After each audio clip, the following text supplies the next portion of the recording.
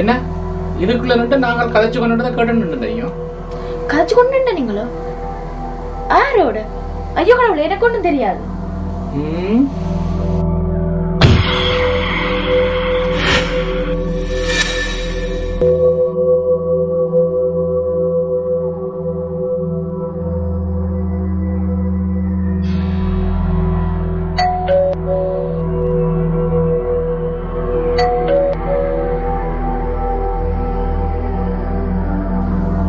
Okay, நான் படிக்கிறேன்.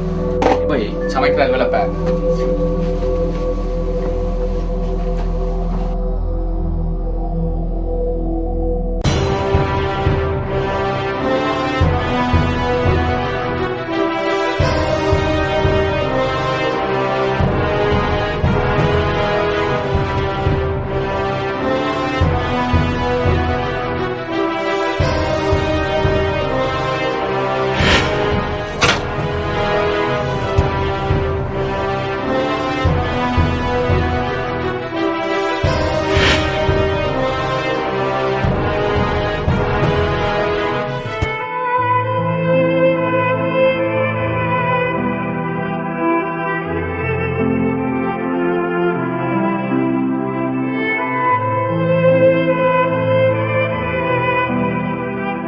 இவரை கல்யாணம் கட்டி இங்க வந்த காலம் தொடக்கம் நான் எல்லாத்துக்கும் இவர்ல தான் தங்கி நிக்கிறேன். என்னால சுயமா ஒன்றும் செய்ய இல்லாம கிடக்கு. இவரும் என்ன ஒன்றும் செய்ய விடுறதும் இல்லை.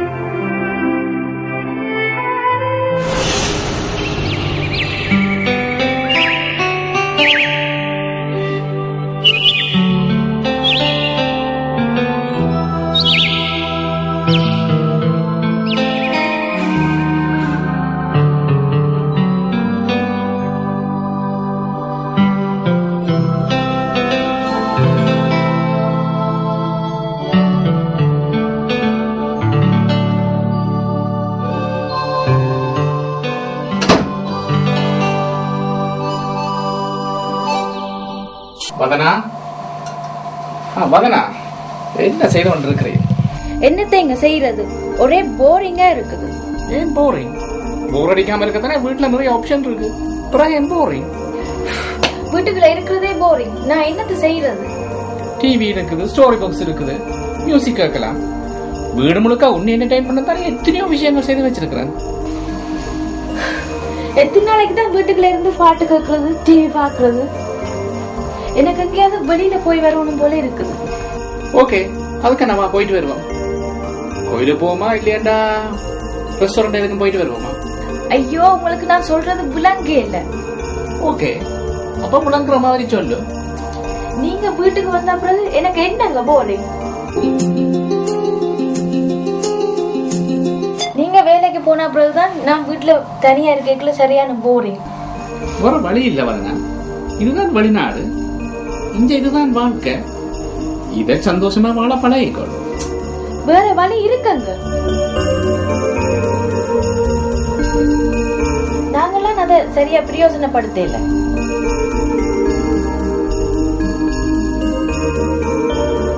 இங்க வந்து எவ்வளவு காலமாச்சு எனக்கு ஒன்றும் தெரியாது. உனக்கு இங்க என்ன தெரிய வேணும்? என்ன தெரிய வேணும் ஆசைப்படுற? நான் ஆசைப்படுறத நீங்க செஞ்சு தருவீங்களா? வதனா, அது நீ ஆசைப்படுற விஷயத்த பொறுத்து இருக்கு. ஐயோ கடவுளே, நான் என்ன பெருசா ஆசைப்படுறேன்? உங்களுக்கு நான் கரைச்சல் தராம இருக்கணும், அவ்வளவுதான். எனக்கு நீ கரைச்சல் நான் ஒரு நாளும் சொல்ல இல்லையே. சொல்ல இல்ல, ஓகே. ஆனால் எந்த காலமும் நீங்கள் அப்படி சொல்லவும் கூடாது. அதனாலதான் ஒரு காலம் நான் அப்படி சொல்ல மாட்டேன். உனக்கு தேவையானது எல்லாம் பெர்ஃபெக்ட்டா செய்து தருவேன்.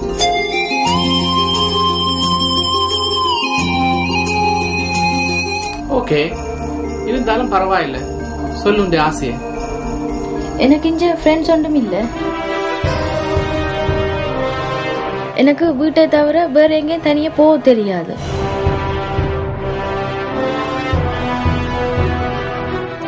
அட்லீஸ்ட் சூப்பர் மார்க்கெட்டுக்கு போய் வீட்டு சாமான் கூட வாங்கவும் தெரியாது.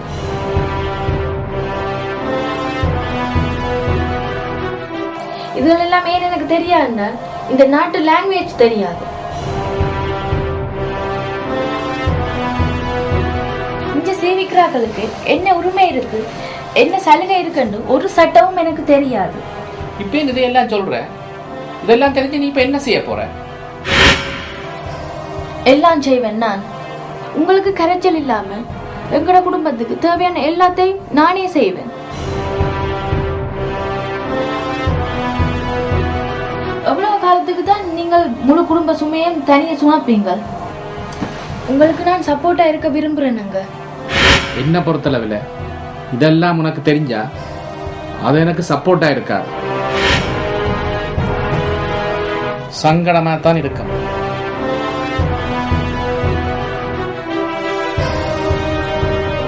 உலகத்தை தெரிஞ்சு கொள்ளக்கு முதல் வீட்டுக்குள்ள குடும்பத்துக்குள்ள தெரிஞ்சு கொள்ள வேண்டிய விஷயங்கள் கணக்க இருக்கு.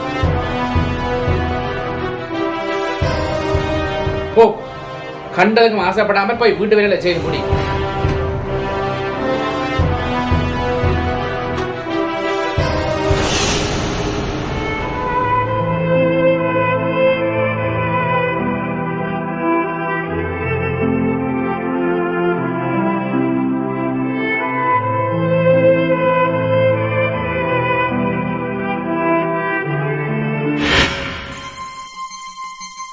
என்ன பொறுத்தளவில் ஆம்பளையா இருக்கணும், பொம்பளையா இருக்கணும்.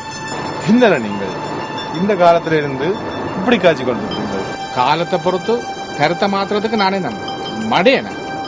சுதேஷ், இங்க இவ்வளவு பொம்பளைகள் இருக்க, நான் ஊர்ல போய் கணக்க படிக்காத பொம்பளை எடுத்தது ஏன் தெரியுமா? பொம்பளையால் விவேகமா இல்லாமல் இருக்கும் வரையும் தான் எங்கட விருப்பத்துக்கு நாங்கள் சீவிக்கலாம்.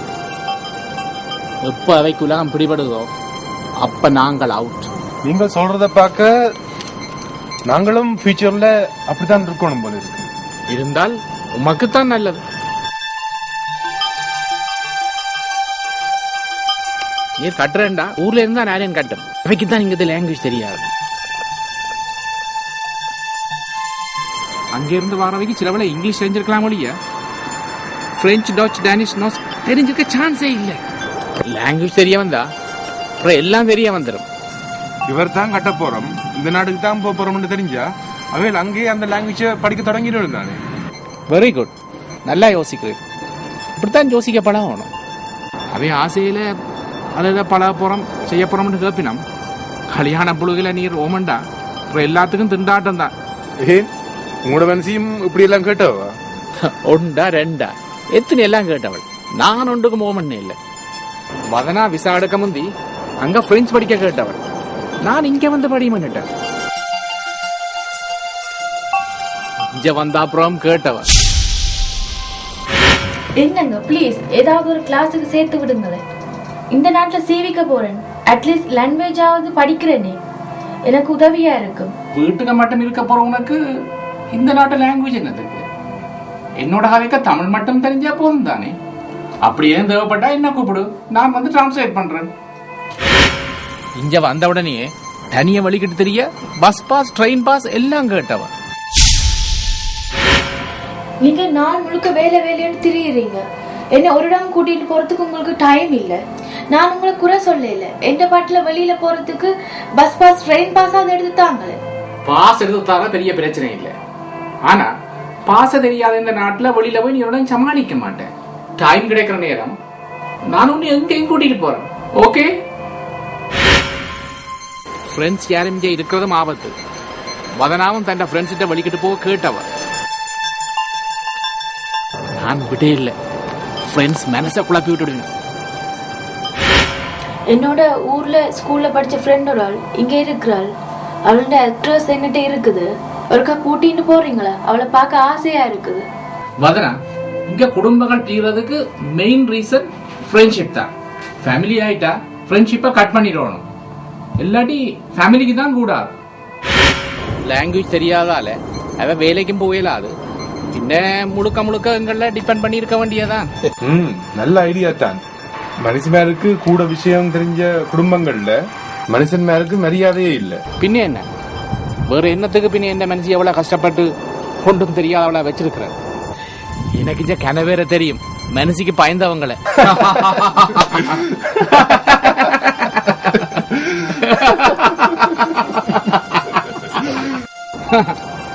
இப்பவும் நான் இங்க நிக்கிறேன்.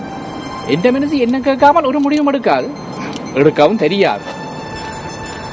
அவளுக்கு என்ன தெரிஞ்சாத்தானே.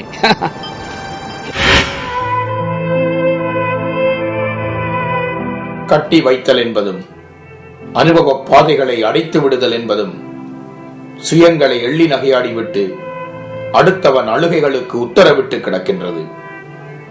ஆள நினைப்பதும் அடக்குமுறைக்குள் மேதாவித்தனம் காட்ட முயல்வதும் வாழ்வோடு போராடி போராடி செத்துப் போவதற்காய் இறுதி இழுப்படுத்து கிடக்கும் விளிம்பு நிலை மாந்தரின் விசும்பல்களும் புலம்பெயர் தேசத்து கல்வெட்டு பதிவாய் குடியிருப்பு கலங்கும் பொறிக்கப்பட்டு கிடக்கின்றது.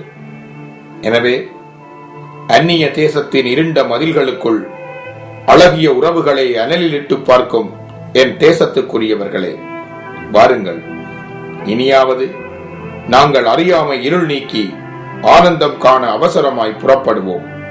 இல்லையேல் கும்மிருட்டும் குனிந்து நடத்தலுமே எங்கள் சந்ததிக்கு எழுதப்பட்ட சாபங்களாய் வாழ்வு கருப்பாய் மாறிப்போய்விடக்கூடும். வட்டி வட்டி என்று குட்டி பணம் போட்டு எட்டி பறிப்பது பிடிக்கல.